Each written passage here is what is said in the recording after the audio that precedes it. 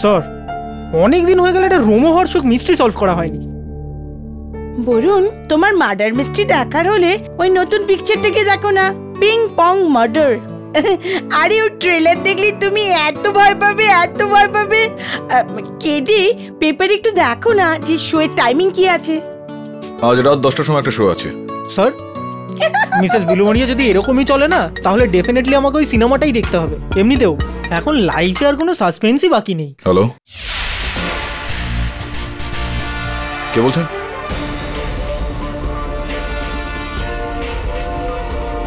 I C, আমি আসছি আপনার ওখানে। বলুন, মনে হচ্ছে তোর মনস্কামনা পূরণ হয়ে গেল।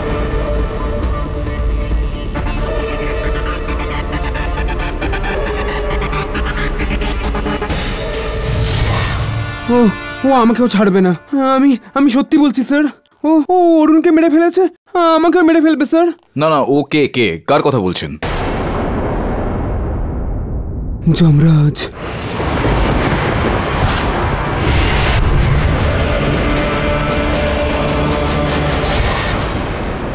এই যে তুমি বারবার যমরাজের কথা বলে আসছো, তুমি কি দেখেছো ওনাকে, অরুণকে মারার সময় যমরাজকে? হ্যাঁ স্যার, সবকিছু এত তাড়াতাড়ি হলো যে কিছু বুঝতেই পারলাম না। ও সেই সময় কুয়াশা থেকে বেরিয়েছিল স্যার।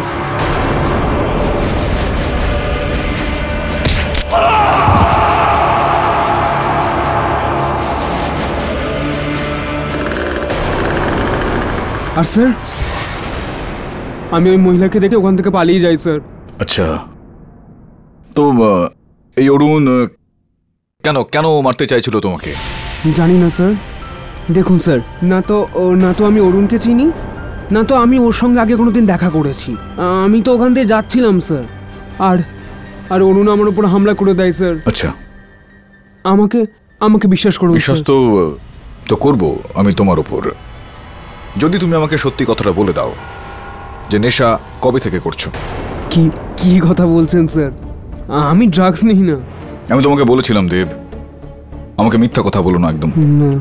তোমার চোখ কিন্তু এখন সেই কথাই বলছে, হাতের এই কম্পন। আমার অনুমান তোমাকে যখন ধরে নিয়ে আসা হয়েছিল তুমি নেশাগ্রস্ত অবস্থায় ছিলে, এই সময় তোমার নেশাটা একটু একটু ছাড়ছে। আমার একটা উপদেশ রয়েছে তোমার কাছে দেব, যে যাই হোক না কেন সত্যি কথাটা বলো, আমাদের দুজনের সময়টা নষ্ট হবে না তাহলে। আর যদি বলতে না চাও তাহলে তোমার ব্লাড টেস্ট তো সেটা বলেই দেবে। স্যার ওই একটুখানি নিয়েছিলাম। অল্প একটু? আচ্ছা, তো নেশা কখন করেছিলে তুমি? অরুণের হত্যার আগে? হ্যাঁ। খুনের সময় একটা বড় পাথর পড়ার কারণে অরুণের মোবাইলটা ভেঙে যায়, সেই জন্য ওই মোবাইল থেকে কোনো তথ্য পাওয়া যায়নি। হ্যাঁ, ওর ওয়ালেটটা পেয়েছি, কিন্তু ওয়ালেট থেকে আমরা কোনো এভিডেন্স পাইনি। আর দেবের ব্লাড স্যাম্পল থেকে খুব বেশি পরিমাণে এক্সিডি পাওয়া গেছে। হতে পারে খুব নেশা করার কারণে ও হয়তো যমরাজকে দেখেছে। তবে নেশাগ্রস্ত অবস্থায় সে যমরাজকে দেখে, তার মানে শুধুমাত্র যমরাজকেই কেন দেখে? যমরাজকে তো মানুষ তখন দেখে যখন মৃত্যু সামনাসামনি চলে আসে। দেবের বয়স দেখে তো কখনো এটা মনে হয় না যে ওর মৃত্যু আসন্ন। আর দ্বিতীয়ত, ওই পাথরটার আকার আকৃতি আর ওজন সেটা দেখে আমার এটা মনে হয় না যে দেবের মতো একজন দুর্বল ব্যক্তি এত ভারী ওজনের কোনো পাথর তুলে কারোর মাথায় এভাবে একটা আঘাত করতে পারে। স্যার, আপনার মনে হয় এই মার্ডারটার পেছনে যমরাজ আছেন? এই বিষয়টার সিদ্ধান্ত নেওয়ার আগে আমি একটু সমস্ত রহস্যগুলো একটু পরীক্ষা করতে চাইব বরুণ। ইয়োর অনার, মিস্টার দেব কি অসাধারণ গল্প বলেছেন। আর সবচেয়ে আশ্চর্যের ব্যাপার হলো যে এনার এই গল্প মিস্টার পাঠক বিশ্বাসও করে ফেলেছেন। এমনিতে এরকম একটা গল্প আমিও শুনেছি যে যদি কেউ যমরাজকে দেখে ফেলে তাহলে তার বোঝা উচিত যে তার সময় শেষ। কিন্তু এরকম বোধহয় পৃথিবীতে প্রথমবার হলো যে কেউ যমরাজকে আহ্বান করে তাকে দিয়ে নিজের কাজ করিয়েছে। আমাদের প্রাইম সাসপেক্ট দেব বাবু, এনার বক্তব্য হলো যে ইনি অপরাধী নন, ইনি প্রত্যক্ষদর্শী। আর ওনাকে খুন ইনি নয়, স্বয়ং যমরাজ এসে করেছেন, রাইট? আর একটা কথা হলো যে ক্রাইম সিনে যত এভিডেন্সেস পাওয়া গেছে, যেমন মার্ডার ওয়েপন যেটা একটা বড় সাইজের পাথর, তার মধ্যে দেববাবুর আঙুলের ছাপ পাওয়া গেছে। ভিকটিমের রক্ত দেবের পোশাকে পাওয়া গেছে। আর ওনার হেড ইনজুরি আর পাথরের সাইজ একদম ম্যাচ করে গেছে, ইয়োর অনার। আর তাছাড়া একজন প্রত্যক্ষদর্শী সাক্ষীও আছে যে অরুণের ডেড বডির পাশে দেবকে পাথর হাতে দাঁড়িয়ে থাকতে দেখেছিল, যেখানে কোনো মানুষ অথবা পশুর থাকার কোনো সম্ভাবনা ছিল না, কারোর কোনো চিহ্ন ছিল না। রীতা দেবী, আপনি কি কোনো কল সেন্টারে কাজ করেন নাকি? না, আমি জিজ্ঞেস করছি এই কারণে, কেননা অত গভীর রাতে আপনি একটা ফাঁকা রাস্তা দিয়ে যাচ্ছিলেন কেন? কোথায় যাচ্ছিলেন আপনি অত গভীর রাতে? আসলে ওই রাস্তাটা আমার বাড়ির কাছেই, রোজ রাতে আমি ওখান দিয়েই যাই। আচ্ছা আচ্ছা আচ্ছা, রোজ রাতে আপনি ওখান দিয়ে পাস করেন। যখন ওই রাতে আপনি ওই রাস্তা দিয়ে আপনার বাড়ি যাওয়ার পথে এগোচ্ছিলেন তখন কি দেখতে পেলেন আপনি? যখন আমি স্কুটি দাঁড় করালাম তখন এই ছেলেটাকে দেখলাম। এই ছেলেটার হাতে একটা পাথর ছিল আর ও ওখানেই ছিল ওই ডেড বডির পাশে। তো আপনি ওনাকে ওই পাথরটা ওই ব্যক্তির ওপর মারতে কখনো দেখেননি? না, আমি এই কারণে জিজ্ঞেস করছি যে প্রসিকিউটর ম্যাডাম বলছিলেন না যে আপনি প্রত্যক্ষদর্শী সাক্ষী, মানে আই উইটনেস। আসলে আই উইটনেস সে হয়ে থাকেন যিনি ঘটনাটা ঘটার সময় দেখে থাকেন। আপনি তো ঘটনাটা ঘটার সময় সেটা দেখেননি, ঘটনাটা ঘটে যাওয়ার পর তারপর যা ঘটেছিল সেইটার বর্ণনা করছেন আপনি। তো আপনি তো আই উইটনেস হলেন না। আপনি যেতে পারেন এখন, ইয়োর অনার। মিস্টার পাঠক, এবার আপনি গল্প বানাচ্ছেন। আই উইটনেসের টেস্টিমনির হিসেবে সেই রাতে সেই রাস্তায় মাত্র দুজন লোক উপস্থিত ছিল, দেব আর অরুণ। তাহলে অন্য কেউ অরুণকে কি করে মারবে? হতে পারে যে অন্য কেউ অরুণের মাথায় হয়তো ওই পাথরটা দিয়ে আঘাত করেছিল আর দেব সেখানে পৌঁছে গিয়ে তাকে বাঁচানোর একটা চেষ্টা করছিল, সেই কারণেই হয়তো ও পাথরটাকে নিজের হাতে ওইভাবে তুলে নিয়েছিল। তো এটা স্বাভাবিক যে যেই পাথরটা ছুঁড়েছিল সে সেখানে উপস্থিত ছিল, অন্ধকার ছিল, নিশ্চুপ ছিল জায়গাটা, হয়তো সে ওখান থেকে পালিয়ে গিয়েছিল বা ওই অন্ধকারের সুযোগ নিয়ে সে সেখানে কোথাও একটা লুকিয়ে গিয়েছিল। অন্য কেউ মানে আপনি বলতে চাইছেন Yamraj? You are right, Yamraj তার মোষের পিঠে চেপে কুয়াশার মধ্যে অবশ্যই লুকিয়ে পড়তে পারেন, আর কেউ তাকে নাও দেখতে পারে, রাইট? না মিস্টার পাঠক, যদি আপনি কিছু মনে না করেন, এবার আমরা আসল বিষয়টা নিয়ে একটু কথা বলি। হ্যাঁ, আপনি বলতে পারেন এখন। Thank you. হ্যাঁ, তো দেববাবু, এবার আপনি বলুন যে আপনার শরীরে এই যে হাতাহাতির চিহ্নগুলো, সেগুলো এক্স্যাক্টলি কিভাবে হলো? আর হ্যাঁ, সেই রাতে সেই শুনশান গলিতে আপনি কি করছিলেন? ওই ম্যাম আমি হারিয়ে গেছিলাম। আসলে আমি রাস্তা ভুলে গেছিলাম ম্যাম।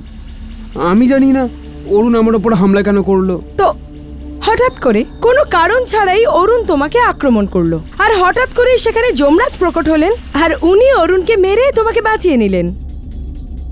একদম একদম ম্যাডাম, এটাই হয়েছিল।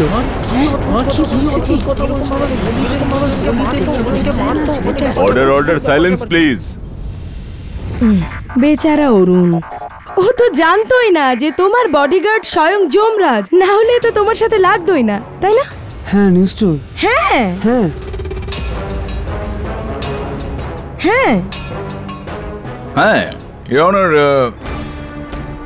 আমি অভিযোগ পক্ষের মহোদয়কে এই মুহূর্তে বলতে চাইব যে পুলিশের তদন্ত অনুযায়ী দেব আর অরুণ একজন অপরজনকে চিনত পর্যন্ত না। তো কোনো কারণে ছিল না অরুণের কাছে এইভাবে হঠাৎই এসে ওরকম হামলা করার। এটা এরকম একটা প্রশ্ন যার উত্তরটা এখনো পর্যন্ত পাওয়া যায়নি ইওর অনার। ডিফেন্স অরুণের ওপর একটু খোঁজ খবর নেওয়ার জন্য আদালতের কাছে সময়ের আবেদন করছে। Permission granted. বরুণ, দেবের অতীত সম্বন্ধে একটু জানতে হবে। আমি জানতে চাই যে এত রাতে ও ওই গলিতে ঠিক কি করছিল। ওর বাড়িও কিন্তু সেখান থেকে বেশ অনেকটাই দূর। আদালত কিন্তু আমাদেরকে বেশ কিছু সময় দিয়েছে। পরবর্তী শুনানিতে এই প্রশ্নটা অবশ্যই উঠবে। উত্তরটা খুঁজে নিয়ে আয়। হ্যাঁ স্যার। স্যার, আরেকটা ব্যাপার, অরুণের পোস্টমর্টেম রিপোর্টে ওনার চেস্টে যে উন্মার্কটা পাওয়া গেছে ওটা 2-3 দিনের পুরনো। অরুণেরও অতীত সম্বন্ধে বেশ কিছু খবর নেই। কার সঙ্গে শত্রুতা ছিল ওর, হতে পারে কারোর থেকে বদলা নেওয়ার জন্য। খোঁজ নিয়ে দেখ। Yes sir.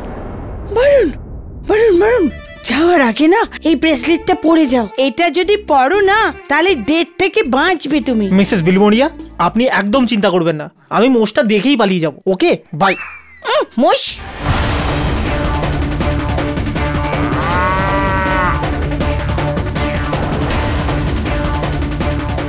দাদা, এই দাঁড়াকে কোথায় পাবো? ওদিকে। ওখানে? Thank you.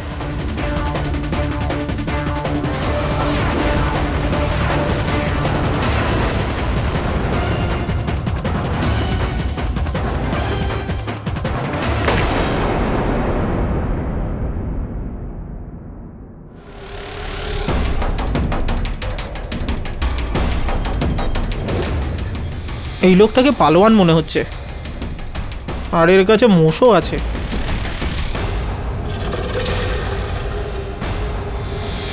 আরে দাদা, আপনার সঙ্গে 2 মিনিট কথা বলার ছিল অরুণের ব্যাপারে।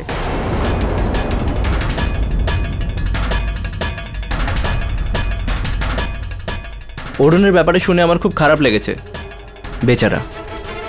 আচ্ছা, কি কথা বলতে চান আপনি? আপনি ওকে কতদিন ধরে চেনেন, আর আপনি ওকে চিনলেন কি করে? যখন লোকেদের পয়সার দরকার হয় তখন দাঁড়ার কাছে আসে, আর আমি ওদের টাকা ধার দিই। আর ওরও প্রায় 3 লাখ টাকার দরকার ছিল, আমি ওকে ধার দিয়েছিলাম, কিন্তু এখনো পর্যন্ত আমার টাকা ফেরত দেয়নি। সেই জন্য আপনি ওর সঙ্গে ঝামেলা করেছিলেন? দেখুন, অরুণের প্রতিবেশী আমাকে জানিয়েছেন যে উনি আপনাকে অরুণের সঙ্গে হাতাহাতি করতে দেখেছেন। যদি তুই আমার টাকা ফেরত না দিস না, তো কালকের সূর্য তুই দেখতে পাবি না, বুঝলি? মেরেছিলাম ওকে, আর ভয়ও দেখিয়েছিলাম। টাকার লেনদেনে এরকমই হয়, আর ভয় না দেখালেও আমার টাকা ফেরতও দিত না। আর ও কথা দিয়েছিল যে আজকে আমার টাকা ও ফেরত দেবে, আর ও আজকের ডেটের চেকও দিয়েছিল, যেটা আমার কোনো কাজের নয়। আর আপনি যদি দেখতে চান আমি দেখাতেও পারি। 1 মিনিট। তার মানে হচ্ছে যে অরুণ জানতো যে ও কোথাও থেকে টাকা পাবে, আপনি কি আমাকে বলতে পারবেন যে এই টাকাটাও কোথা থেকে পেতো? আপনি দুধ খান? হ্যাঁ খাই তো। কখনো জানার চেষ্টা করেছেন কি যে কোন গরু এই দুধ দিয়েছে? মোবাইল কোম্পানির ফোন রেকর্ডের হিসাব অনুযায়ী অরুণ মারা যাওয়ার আগে তোমাকে ফোন করেছিল। তুমি বলতে পারো যে তোমাদের মধ্যে কি কথা হয়? হ্যাঁ, ওর ফোন এসেছিল। অ্যাকচুয়ালি ও এটা বলার জন্য ফোন করেছিল যে ও জিমে আসবে না। ও জিমের রেগুলার মেম্বার ছিল। তো তুমি ছিলে ওর পার্সোনাল ট্রেনার? না, কিন্তু আমরা একে অপরকে চিনতাম। শুধু জানতে? হ্যাঁ। ও খুন হওয়ার 2 দিন আগে অরুণ তোমাকে 10 বার ফোন কেন করেছিল? এমন কি কথা ছিল?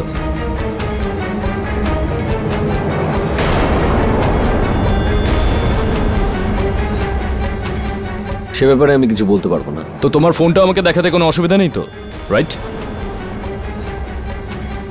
Phone please. Yeah, why not?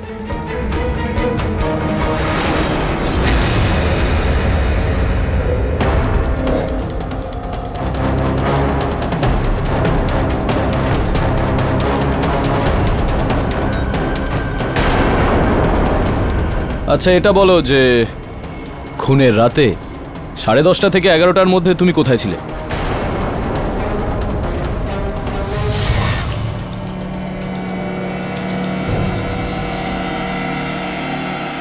হঠাৎ করে কোনো কারণ ছাড়াই অরুণ তোমাকে আক্রমণ করলো, আর হঠাৎ করে সেখানে যমরাজ প্রকট হলেন, আর উনি অরুণকে মেরে তোমাকে বাঁচিয়ে নিলেন।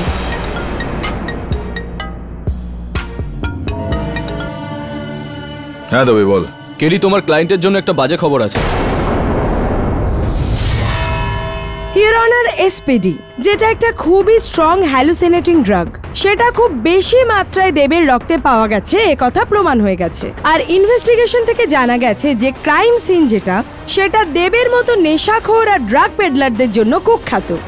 এই রকম নেশাখোরেরা যাদের ড্রাগ কেনার জন্য টাকার দরকার হয়, এরকমই শুনশান গলিতে এরা মানুষকে মেরে তাদের লুটপাট করে।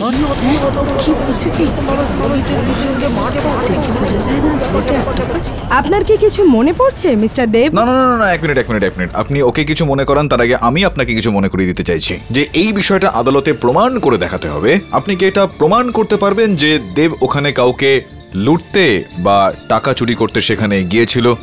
যদি না হয়ে থাকে তো আদালতকে তো এইটা মেনে নিতে হবে এখানে ইওর অনার যে কাকতালীয়ভাবেই দেব ওখানে পৌঁছে গিয়েছিল।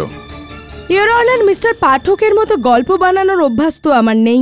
যেটা সত্যি আমি সেটাই বলছি। আমার মনে হয় আমার চেয়ে বেটার জয় সত্যিটা আমাদের বলতে পারবে। তাই আমি কোর্টের কাছে আবেদন করছি জয়কে উইটনেস স্ট্যান্ডে আসার অনুমতি দেওয়া হোক। অনুমতি দিলাম। জয়, প্লিজ আদালতকে বলুন আপনার সাথে গত সপ্তাহে কি হয়েছিল। আগে এই ছেলেটা আমাকে ওখানেও ছিনতাই করেছিল আর আমার সমস্ত টাকা নিয়ে পালিয়েছিল। এ কি আপনার সাথে মারপিট করেছিল, আপনাকে মারার হুমকি দিয়েছিল? আগে হ্যাঁ, এর হাতে একটা ছুরিও ছিল। ওই ছুরিটাই আমার গলায় ঠেকিয়ে আমার সমস্ত টাকা নিয়ে নেয়।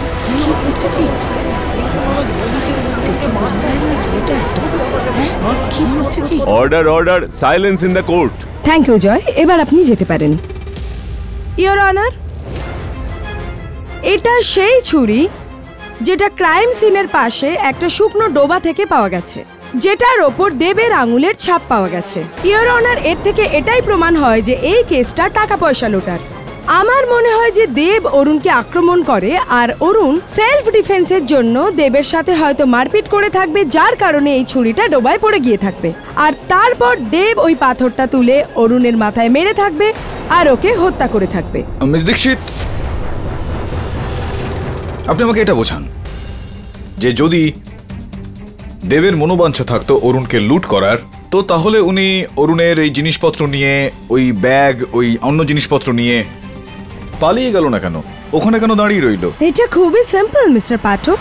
নিতাকে ওখানে দেখে দেব ঘাবড়ে যায় আর ওখান থেকে পালিয়ে যায়। না না, আমি সত্যি বলছি স্যার, যমরাজ মেরেছে ওকে।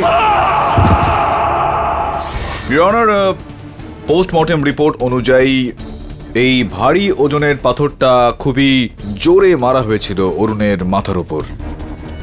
তো আপনি নিজেই দেখে নিন, একেই তো ও আগে থেকে এরকম দুর্বল, তার উপর সেই সময় ও নেশাগ্রস্ত অবস্থায় ছিল, যেরকমটা প্রসিকিউটর মহোদয় বলছিলেন। ওর পক্ষে এই পাথরটা তোলাই কোনোভাবে সম্ভব ছিল না, তাহলে তো এই এত জোরে কিভাবে ও কারণ মাথায় এটা দিয়ে আঘাত করবে? কিন্তু মিস্টার পাঠক, ভাবার বিষয় হলো এটাও যে ওই গলিতে ওই সময় এরা দুজন ছাড়া আর কেউ উপস্থিত ছিলই না। না না, এইটা আপনি এতটা বিশ্বাসের সঙ্গে কি করে বলতে পারছেন? আপনি কি ছিলেন না? কেউ ছিলেন আপনি? না না, আপনি ছিলেন না। ইওনার এই গোটা বিষয়টা একেবারেই স্পষ্ট হয়ে যাবে যদি আপনি অনুমতি দেন আমাকে যে এই বিশাল তাকে কাঠগড়ায় ডাকার জন্য। এই বিশাল অরুণের বন্ধুও ছিল আর ওর জিমের ট্রেনারও ছিল। অনুমতি দিলাম। বিশালবাবু, অরুণ দারাবাবুর কাছ থেকে টাকা নিয়েছিল ধার বাবদ। উনি দারাজিকে একটা পোস্ট ডেটেড চেক দিয়েছিলেন আর তার সঙ্গে এই আশ্বাসটাও দিয়েছিলেন যে তিনি টাকাটা জোগাড় করে ফেলবেন। আর তারপর সেই কথা অনুযায়ী তার জন্য ওই টাকাটা আপনি জমা করেছিলেন আর আপনি ওকে SMS করেছিলেন যে টাকাটা জোগাড় হয়ে গিয়েছে, কখন আর কোথায় নিয়ে আসতে হবে। আগে হ্যাঁ, আপনি ইন্সপেক্টর দাবেকে আপনার বক্তব্যে বলেছিলেন যে অরুণ শুধুমাত্র আপনার কি বলে ওটাকে জিম ট্রেনার, জিমের কারণেই পরিচয় হয়েছিল, এরকমই কিছু ছিল, ঘনিষ্ঠ বন্ধুত্ব ছিল না আপনাদের দুজনের মধ্যে। তো যখন ঘনিষ্ঠ বন্ধুত্ব ছিলই না আপনাদের মধ্যে, তাহলে ওর ধার আপনি শোধ করে দিচ্ছিলেন কেন? এটার পেছনে ঠিক কি কারণ ছিল? আসলে অরুণের অবস্থা খুব খারাপ চলছিল, সেটা আমার ভালো লাগছিল না, তো আমি ভাবলাম যে অরুণের সাহায্য করা উচিত। দয়া পরবশই আপনার মনে এই চিন্তা ভাবনাটা আসে যে আপনি কোনো গরিবকে সাহায্য করছেন হয়তো। কেডিবাবু, কারো সাহায্য করা তো কোনো অপরাধ নয়।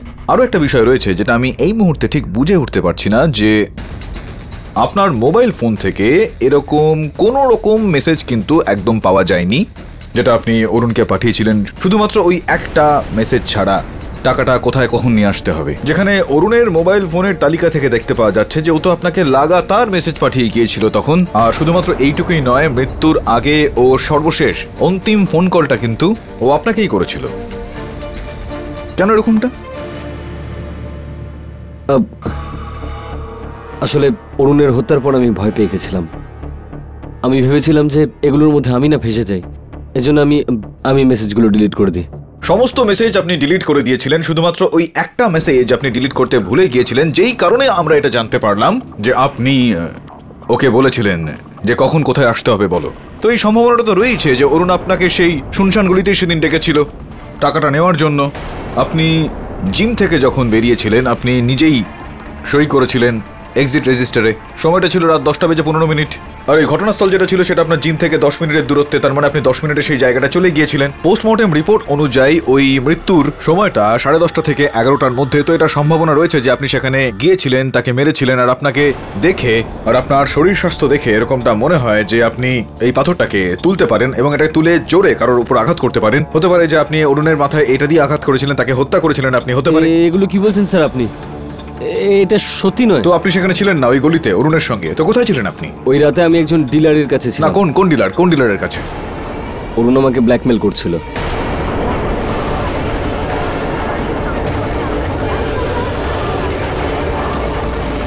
আমি ইলিগালি নিজের ক্লায়েন্টদেরকে স্টেরয়েড সাপ্লাই করতাম।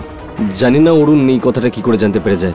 অরুণ আমাকে 2 দিন আগে 3 লাখ টাকা জমা করতে বলে আর হুমকি দেয় যে যদি আমি ওকে এই টাকাটা না দিই তাহলে এই কথাটা ম্যানেজমেন্টের সামনে রাখবে। সেজন্য ওই রাতে টাকা জোগাড় করবার জন্য আমি আমার ডিলারের কাছে গেছিলাম। প্ল্যান ছিল যে টাকা পাওয়ার পর আমি ওই সব টাকা অরুণকে দিয়ে দেবো। রিওনার এই বিশালবাবু স্বয়ং এই আদালতে ইতিমধ্যেই বলে দিয়েছেন যে অরুণ তাকে ব্ল্যাকমেল করছিল। বিশালবাবু এটাকে তো হত্যার একটা কারণ হিসেবেও প্রতিষ্ঠিত করা যেতে পারে, কিন্তু উনি বলছিলেন যে উনি সেই সময় ওনার ডিলারের কাছে ছিলেন, অরুণের সঙ্গে ছিলেন না। রিওনার আমি আদালতের কাছে এই আবেদনটা করছি, যতক্ষণ না এই বিষয়টা স্পষ্ট হয়ে যায় এই কেসটা এখানেই স্থগিত করা হোক। এই আদালত পরবর্তী শুনানি পর্যন্ত মুলতবি রাখা হলো। The court is adjourned. ওই রাতে তুমি অরুণকে লুট করতে চাইছিলে আর সেখান থেকে তোমাদের হাতাহাতি শুরু হয়। আমি তোমাকে বলেছিলাম যে সত্যি ছাড়া আর কেউ কিন্তু তোমাকে বাঁচাতে পারবে না এখানে, তাও তুমি এত বড় একটা সত্যি আমার থেকে লুকোলে কেন? সরি স্যার, আমি ভাবলাম এই কথার জন্য আমি আরও ফেসে যাব স্যার। আর স্যার, কে বিশ্বাস করতো যে আমি অরুণের উপরে টাকার জন্য আক্রমণ করেছিলাম? আমি হত্যা করিনি ওকে স্যার, আমাকে বিশ্বাস করুন স্যার। আমি সত্যি যমরাজকে দেখেছি।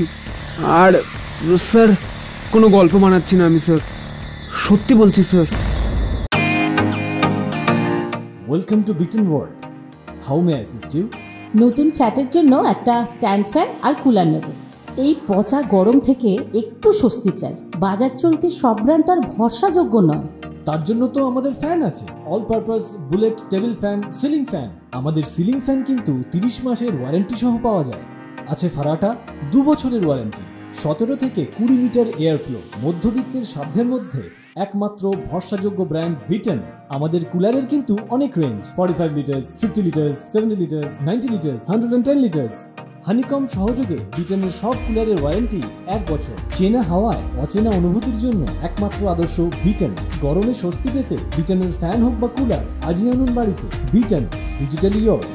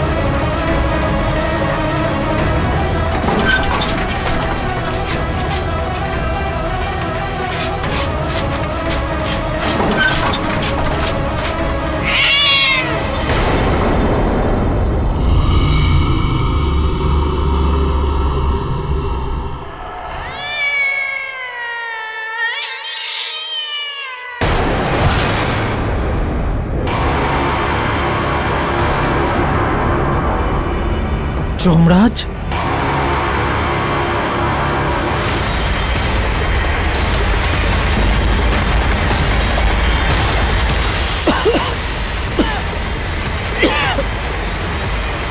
যমরাজ কোথায় চলে গেল?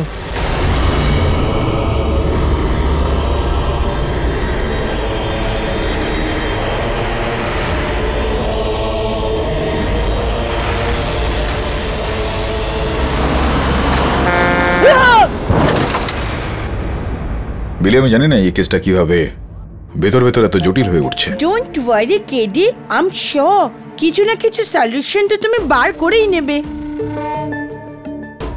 কিন্তু এই বরুণ এখনো কেন এলো না? কত লেট হয়ে গেছে।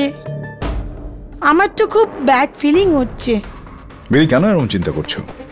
চলে আসবে বরুণ, দেখো চলে এসছে। Hi sir. বরুণ, কি হয়েছে তোমার? হ্যাঁ, আমি ঠিক আছি, বাস একটা ছোট্ট অ্যাক্সিডেন্ট হয়েছে। হ্যাঁ, তোমার চেহারা দেখেই বুঝতে পারছি। চলো এখানে এসে বসে পড়ো। I am fine. কি হলো তোর এসব আবার? স্যার, আমি ক্রাইম সাইটে গেছিলাম তদন্ত করতে। আপনি বিশ্বাস করবেন না আমি ওখানে কি দেখলাম। তো কি তাহলে তুই বাস্তবেই যমরাজকে দেখেছিস? স্যার, আমার মনে হলো উনি যমরাজ আর ওনার মোষও ছিল। বরুণ, চট করেই হলুদ দেওয়া দুধ খেয়ে নাও, তোমার কাঁটাগুলো চট করে সেরে যাবে। I hate milk. খেয়ে নে, শরীরের জন্য ভালো এটা।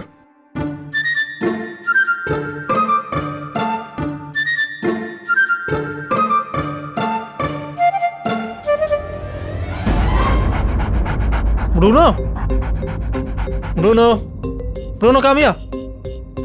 Bruno. Hey. Bruno?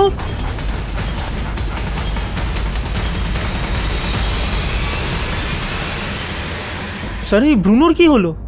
Varun, dogs না খুব সেন্সিটিভ হয়। They have a very strong six sense. আরে ও তো ডেথকেও দেখতে পায়, জানো?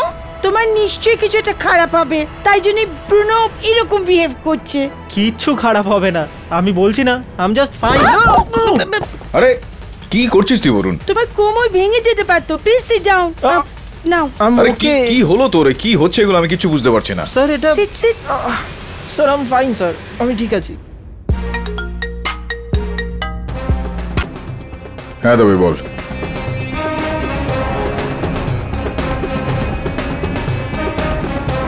তবে এইমাত্র কনফার্ম করলো বরুণ যে বিশাল সত্যি কথাই বলছে। সেই দিন রাতে ওর ওই ডিলারের সঙ্গে ছিল। ওই ডিলারকে তো গ্রেফতার করে নিয়েছে দাবেরা। এখন পর কি করবে? ইউ টু বয়েজ, তোমরা বিশ্বাস করো বা না করো, আমি কিন্তু এই কথাগুলো বিশ্বাস করি। আজ এখন আমি আর কোনো কথা শুনবো না। আজ নয়, এক্ষুনি এটা তোমার হাতে বেঁধে দিতে চাই। ম্যাম, আপনি এই সমস্ত কুসংস্কারে কি করে বিশ্বাস করেন? এটা বিশ্বাসের ব্যাপার। আরে সাবিত্রী বিশ্বাস করেছিল বলেই যমরাজ সাবিত্রীকে তার স্বামীর প্রাণ ফিরিয়ে দিয়েছিল। আমি সত্যি বলছি স্যার, যমরাজই মেরেছে ওকে। স্যার আমার মনে হলো উনি যমরাজ আর ওনার মোষও ছিল।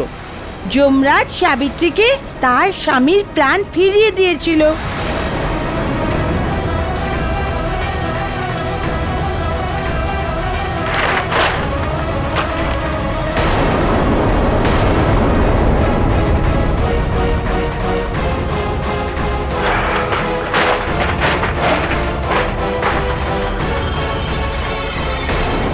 কখনো কখনো সত্যির জন্য গভীর তল্লাশি আমাদের নজরকে অনেক গভীরে নিয়ে চলে যায়, যেখানে সত্যিটা আমাদের নাগালের মধ্যেই থাকে। দেব সত্যি কথাই বলছিল। ও যমরাজকেই দেখেছিল এই হত্যাটা করার সময়। Welcome to beaten world. How may I assist you? নতুন ফ্ল্যাটের জন্য একটা স্ট্যান্ড ফ্যান আর কুলার নেব। এই পচা গরম থেকে একটু স্বস্তি চাই। বাজার চলতে সব ব্র্যান্ড তো আর ভরসাযোগ্য নয়। তার জন্য তো আমাদের ফ্যান আছে, all purpose bullet table fan, ceiling fan. আমাদের সিলিং ফ্যান কিন্তু 30 মাসের ওয়ারেন্টি সহ পাওয়া যায়। আছে ফারাটা 2 বছরের ওয়ারেন্টি, 17 থেকে 20 মিটার এয়ার ফ্লো, মধ্যবিত্তের সাধ্যের মধ্যে একমাত্র ভরসাযোগ্য ব্র্যান্ড বিটেন। আমাদের কুলারের কিন্তু অনেক range, 45 litres, 50 litres, 70 litres, 90 litres, 110 litres. Honeycomb সহযোগে বিটেনের সব কুলারের ওয়ারেন্টি 1 বছর। চেনা হাওয়ায় অচেনা অনুভূতির জন্য একমাত্র আদর্শ বিটেন। গরমে স্বস্তি পেতে বিটেনের ফ্যান হোক বা কুলার আজই আনুন বাড়িতে। Biten, digitally yours.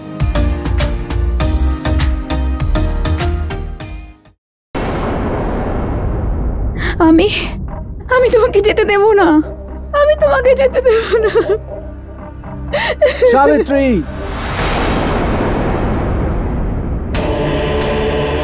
আমি এই ছেলেটাকে দেখি। এই ছেলেটার হাতে একটা পাথর ছিল আর ও ওখানেই ছিল, ওই ডেড বডির পাশে।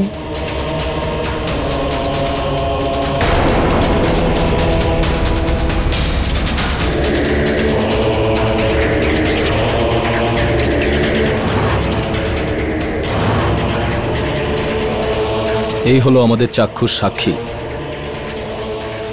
আর তোমার যমরাজ। কালের সময় এসে গেছে। তোমার স্বামীকে নিজের জীবন ত্যাগ করতে হবে। না যমরাজ, আমি এরকম কখনোই হতে দেব না, কখনোই না।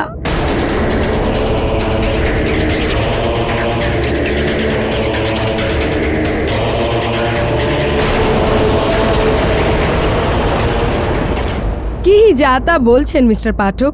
এনার বক্তব্য অনুযায়ী যদি কেউ নাটকে যমরাজের রোল করে তাহলে সে হত্যাকারী হয়ে যাবে। যদি কেউ উকিলের রোল করে তাহলে তার কোর্টে এসে কেস লড়া উচিত। এই সময় ইওর অনার বেশ কয়েকটা তথ্যের উপর আমরা একটু আলোকপাত করতে চাই। সর্বপ্রথম হলো এটা যে অরুণ মৃত্যুর ঠিক আগেই এই যমরাজের নাটক দেখতে গিয়েছিল। থিয়েটারের থেকে পাওয়া সিসিটিভি ফুটেজ থেকে এই বিষয়টার প্রমাণ পাওয়া যাচ্ছে যে ওকে থিয়েটারের ভেতরে যেতেও দেখা গিয়েছে, আর সেখান থেকে শোয়ের ঠিক পরে তাকে বাইরে বেরিয়ে আসতেও দেখা যায়। ইওর অনার, এই গদাটা যমরাজ বাবুর গদা। ফরেনসিক্সের রিপোর্ট যেটা আপনার টেবিলের ওপর রাখা রয়েছে ইওর অনার, তার থেকে এটা স্পষ্ট হয়ে যাচ্ছে যে এটার আকার আকৃতি আর অরুণের মাথায় লাগা চোটের দুটো একদম মিলে যাচ্ছে। শুধুমাত্র এইটুকুই নয় ইওর অনার, এর ওপর অরুণের রক্তের দাগও পাওয়া গিয়েছে।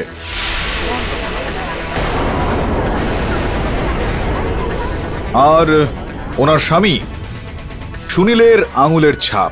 তার থেকে এটা স্পষ্ট যে আপনার স্বামী যমরাজের রোল করেন, ওনার গদা এটা, তো এই গদাটার উপর ওনার আঙুলের ছাপ তো থাকবেই, সেটাই স্বাভাবিক। কিন্তু অরুণের রক্তের ছাপটা আপনার স্বামীর গদাতে কি করে আসলো, এটাই চিন্তা করছিলাম আমি।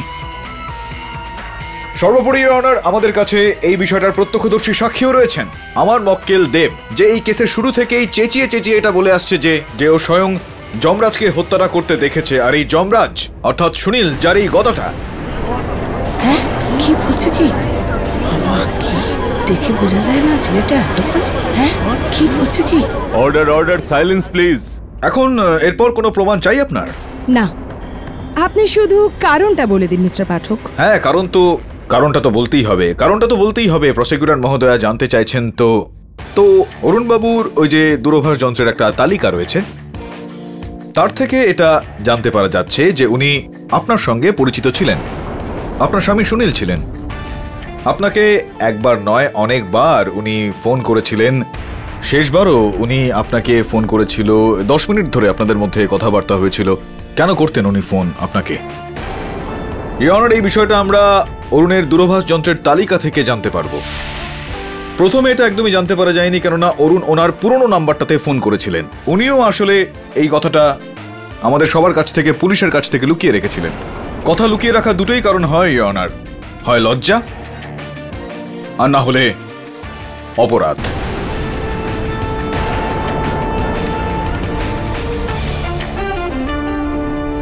এবার বলুন, কি গল্প ছিল? কেন আপনি এই কথাটা লুকিয়ে রাখলেন যে অরুণ আপনাকে ফোন করতো? কি কথা হতো আপনাদের দুজনের মধ্যে যখন ও ফোন করতো আপনাকে? আর কি কারণে ফোনে কথাবার্তা হতো আপনাদের দুজনের মধ্যে? কোনো কি সম্পর্ক ছিল আপনার আর অরুণের মধ্যে? মানে আমি তোকে চিনতামই না, ও বারবার ফোন করে আমাকে বিরক্ত করতো। Welcome to beaten world. How may I assist you? নতুন ফ্ল্যাটের জন্য একটা স্ট্যান্ড ফ্যান আর কুলার নেব। এই পচা গরম থেকে একটু স্বস্তি চাই। বাজার চলতে সব ব্র্যান্ড আর ভরসাযোগ্য নয়। তার জন্য তো আমাদের ফ্যান আছে, all purpose bullet table fan, ceiling fan. আমাদের সিলিং ফ্যান কিন্তু 30 মাসের ওয়ারেন্টি সহ পাওয়া যায়। আছে ফারাটা 2 বছরের ওয়ারেন্টি, 17 থেকে 20 মিটার এয়ার ফ্লো। মধ্যবিত্তের সাধ্যের মধ্যে একমাত্র ভরসাযোগ্য ব্র্যান্ড বিটেন। আমাদের কুলারের কিন্তু অনেক range, 45 litres, 50 litres, 70 litres, 90 litres, 110 litres. Honeycomb সহযোগে বিটেনের সব কুলারের ওয়ারেন্টি 1 বছর। চেনা হাওয়ায় অচেনা অনুভূতির জন্য একমাত্র আদর্শ বিটেন। গরমে স্বস্তি পেতে বিটেনের ফ্যান হোক বা কুলার, আজই আনুন বাড়িতে। Biten, digitally yours.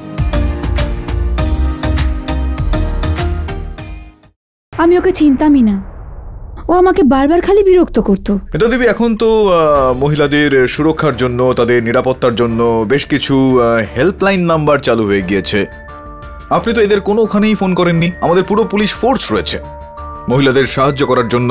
Police complaint লিখেছিলেন আপনি।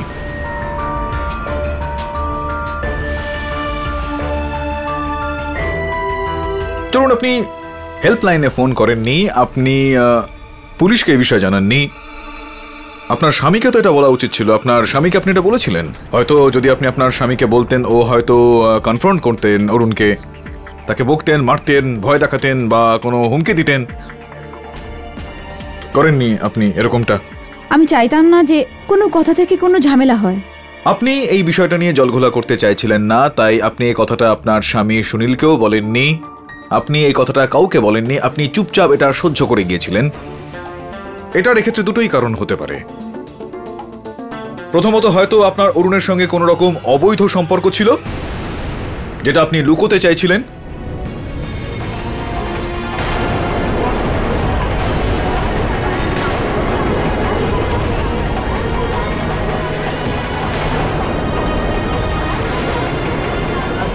Order order, silence please.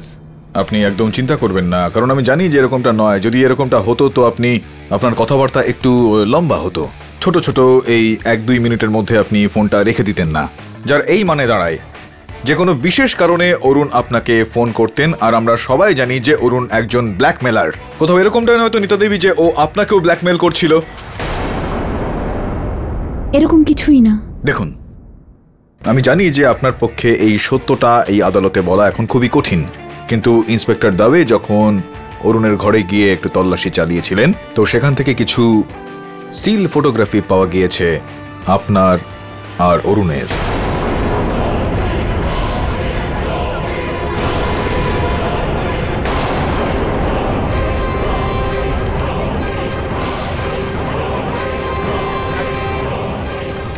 আমি আদালতের কাছে সেই ছবিগুলো পেশ করিনি যাতে আপনার সম্মানে কোনো রকম আঘাত না পড়ে, সেই কারণে।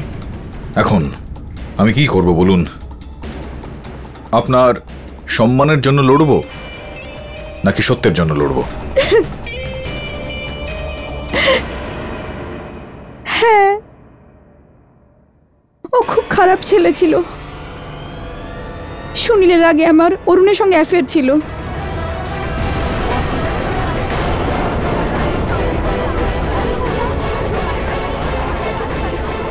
Order order. ওর কাছে আমাদের কিছু পার্সোনাল ফুটেজ ছিল, আর ওগুলোকে নিয়েই ও খালি আমাকে ব্ল্যাকমেল করছিল। আমি ওকে অনেক বুঝিয়েছিলাম, অনেক ইগনোরও করেছি, কিন্তু ও মানছিলই না।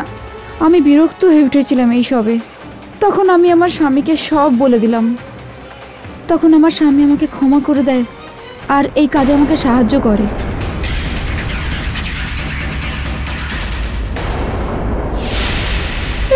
ধৈর্য ধরুন, এরপর যা হওয়ার তা তো হবেই। ইয়নার, যা খবর পাওয়া গিয়েছে সেটা অনুযায়ী ওই থিয়েটারের পিছনে একটা দরজাও রয়েছে, যেটা সোজা ওই গলিতে গিয়ে পৌঁছয় যেখানে অরুণকে হত্যা করা হয়। আর সেখান থেকে প্রাপ্ত সিসিটিভি ফুটেজে নীতা দেবীর স্বামী সুনীল তাকে পিছনের দরজা দিয়ে ঢুকতে এবং বেরোতে দেখতে পাওয়া যাচ্ছে। বিচিত্র বিষয় হলো এখানে কখনো কখনো যেটা আমাদের ভাবনা চিন্তায় আসে সেটার বিপরীত কিছু একটা ঘটে যায়। সেই রাতে নাটকটা শেষ হয়ে যাওয়ার পরেও কিন্তু আপনি যমরাজের ওই পোশাকটা ছাড়েননি, এইটা ভেবে যে আপনি যখন ওই গলিতে যাবেন তখন মানুষজন আপনাকে চিনতে ভুল করবে আর আপনি তাদেরকে চমকে দেবেন। আর সেই যমরাজের পোশাকের কারণেই আপনি আজ এখানে দাঁড়িয়ে রয়েছেন। চলুন বলুন, আপনার স্ত্রী কি আপনাকে বলেছিলেন এ বিষয়ে? কি হয়েছিল ঠিক সেদিন ওই রাতে? সমস্ত সাক্ষ্য আপনার বিরুদ্ধে রয়েছে, কেসটাও শেষের দিকে প্রায়। হ্যাঁ, আমার স্ত্রী এই কথা বলেছিলেন, এই সুযোগের সদ্ব্যবহার করতে।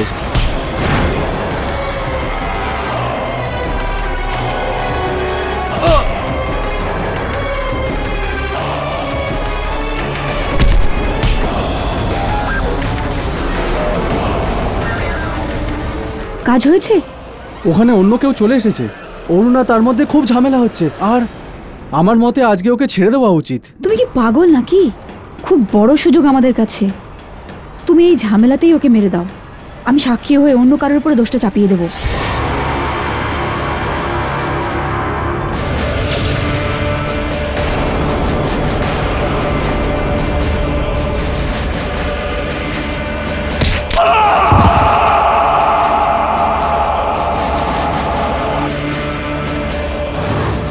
যখন আমি জানতে পারলাম যে যমরাজের জন্যই এই কেসটার লক্ষ্যটা ঘুরে যাচ্ছে, তখন আমি পরের রাতেও যমরাজের ভ্রম বজায় রাখার জন্য যাই।